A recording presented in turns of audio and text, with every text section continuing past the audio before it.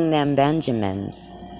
Working together, it was all work, no play, trying to make it through the rough week, as they all planned to all get together and go mudding Friday.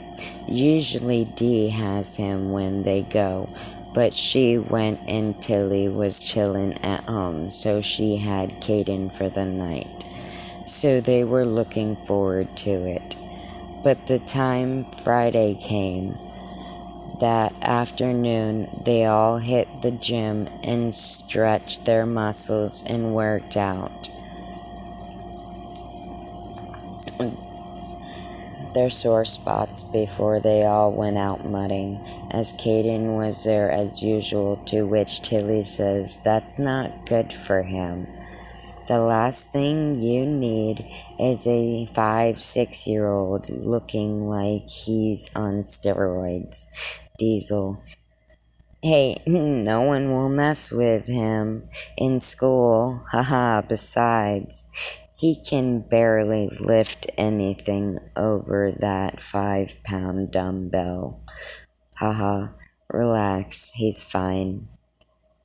She just gave him that look like he's lost his mind. All of a sudden, for the first time over a couple of years,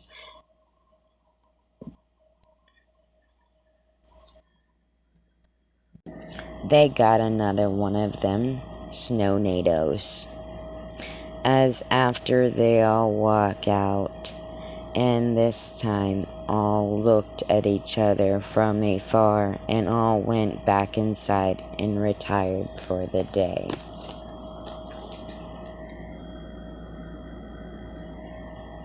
Not the same as before, page 105. Except as they woke and opened their door, as there was boxes on their porches, unmarked, as they carried them all inside and closed their doors. They all got the same note inside as the other. You will say nothing, as you will dress out and return to the heart of the forest. You shall not at any point disrobe and reveal yourself until told otherwise, as neither of you will know who each of you are. And this is done for a reason. Be there by 12 a.m. Your time starts now. Over at a family barbecue at the twins' parents' place, due to it's their cousin's 21st, and people were talking. Colleen had spread a rumor last week, stating one night Diesel was smashed at a party and was groping all over her all night. But Colleen has been known to want to be a drama queen, always wanting the spotlight on her little ass. Fortunately, it has stayed downwind and somewhat at bay for the time being, after that rumors were flying that she had spread out, with one being that Caden wasn't his, and just got worse from there. But of course Vixena runs on trust, and he knew that ahead of time, so he was pretty much okay. He pretty much knew her. But the mind can be a devil.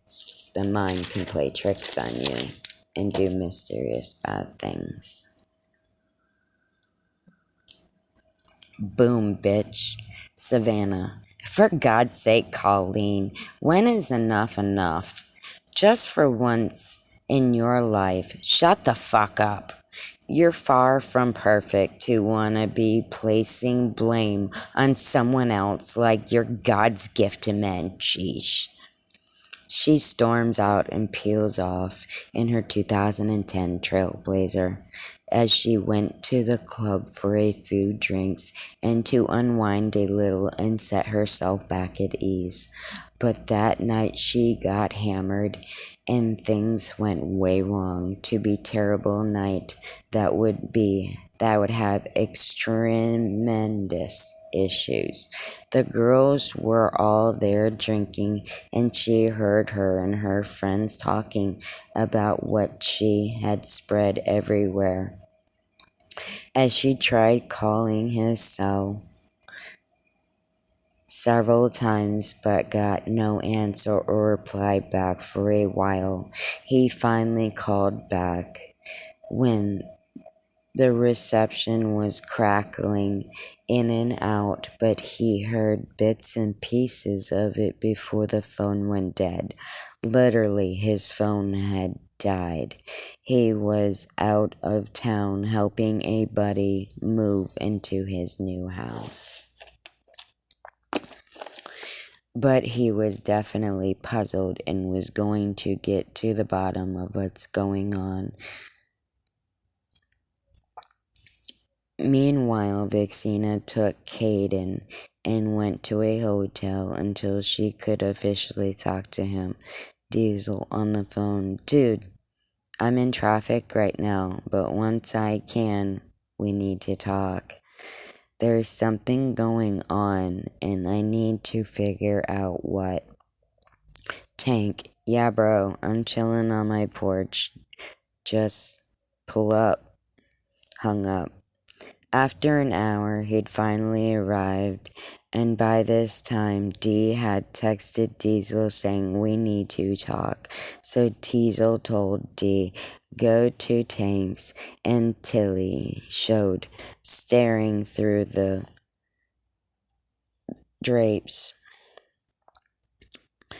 According to Through the Grapevine, as Tank's yard was bombarded by lifted trucks as they had a small barbecue with low music, having a few beers, talking, as Diesel inquires about Caden, referring to that one drunken night Foos took advantage of the situation at that party. Up against a tree, replied Tank. So he smirked and brushed that off and was not happy, but they were trying to figure out who started it until Dee said Colleen's name, and they all looked in silence.